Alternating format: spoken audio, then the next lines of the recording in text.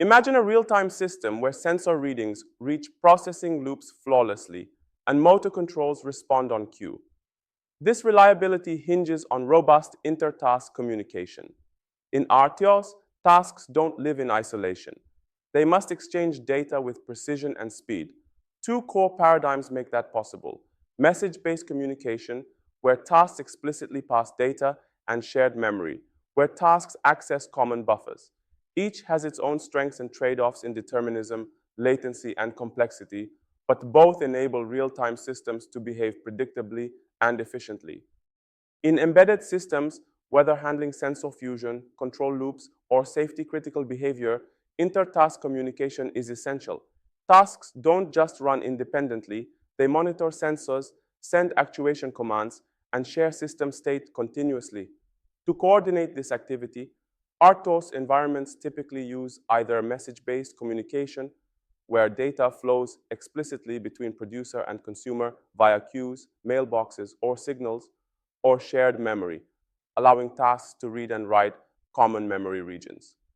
With message-based models, you gain lifespan control, sequencing, and isolation, making reasoning and debugging simpler. However, this can introduce copying overhead or context switches. Shared memory, conversely, offers zero-copy access and ultra-low latency, ideal for high-throughput data like video or sensor streams, but comes at the cost of requiring proper synchronization, like mutexes, to avoid data corruption and ensure timing correctness. Understanding which model fits your real-time constraints, whether preserving determinism, reducing latency, or simplifying system logic, is a crucial design decision in reliable embedded architecture.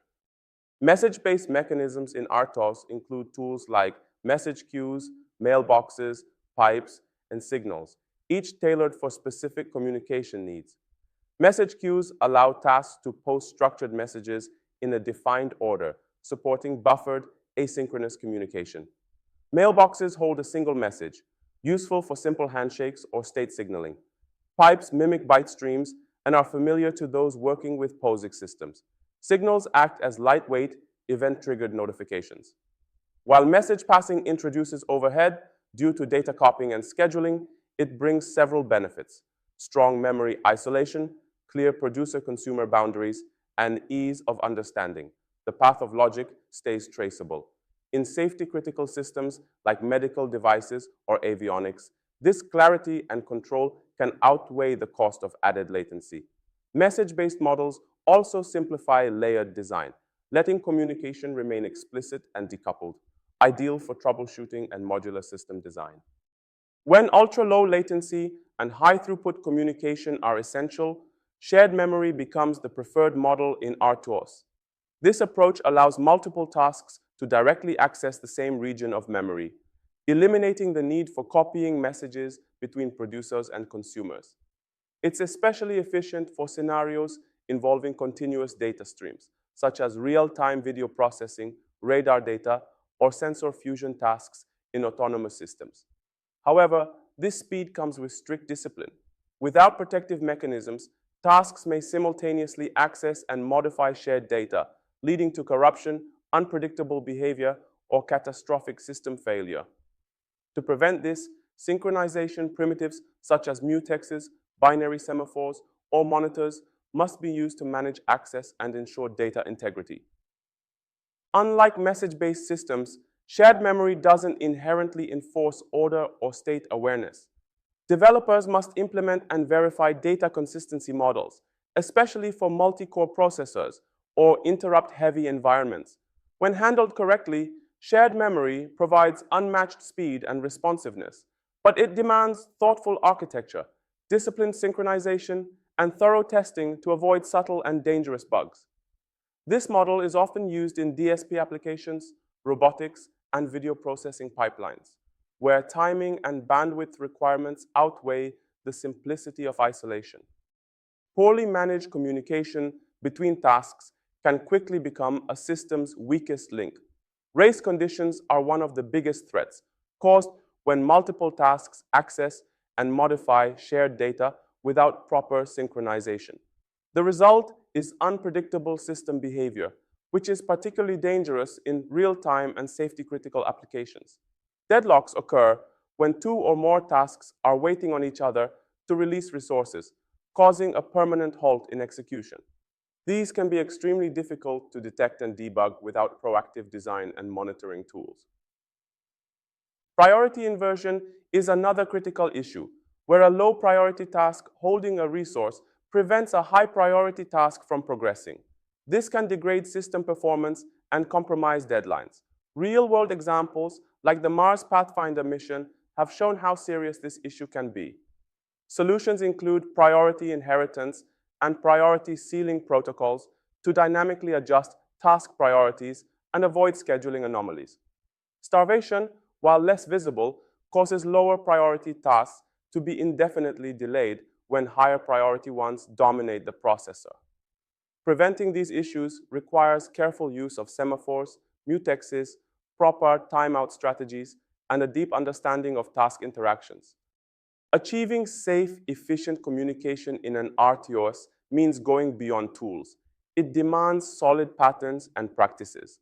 One of the most common is the producer-consumer pattern, where one task generates data, sensor readings, and another processes it, filters or logs. This pattern benefits from message queues or circular buffers, combined with semaphores for coordination. In client-server models, tasks request services from a shared handler, like retrieving system status or logging data.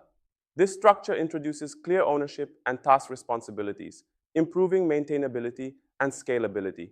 Protocol-wise, implementing timeouts, acknowledgements, and handshakes ensures that stalled or missing communications don't derail execution. Robust systems use watchdog timers and retry logic to recover from transient failures.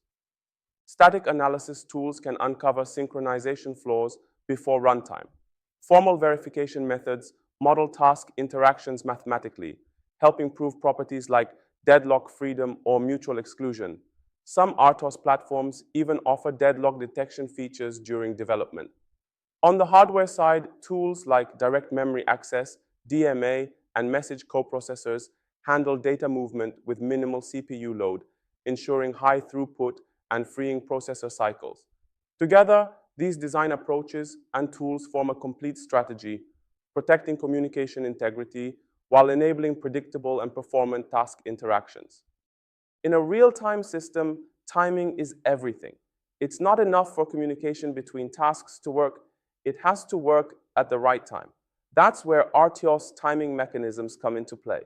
They regulate task execution frequency, monitor deadlines, and ensure communication routines don't exceed time limits. Periodic timers are used to trigger tasks at regular intervals, essential for polling, sensor sampling, or refreshing outputs. These hardware or software timers guarantee execution with microsecond-level precision, making them ideal for tightly controlled environments. Timeout mechanisms are embedded in communication primitives, like semaphores or message queues. If a task waits too long for a response, it can time out gracefully, allowing error handling or retries to occur instead of a total system stall. Deadline monitoring allows the system to track whether tasks meet their timing constraints. This is especially useful in safety-critical systems, where missing a deadline, even by a fraction, can have serious consequences. Some RTOSs include timestamping for tracking when messages were sent or received, helping with latency tracking or synchronization across distributed tasks. These timing tools enable tasks to collaborate, not just functionally, but within the real-time constraints that define embedded reliability.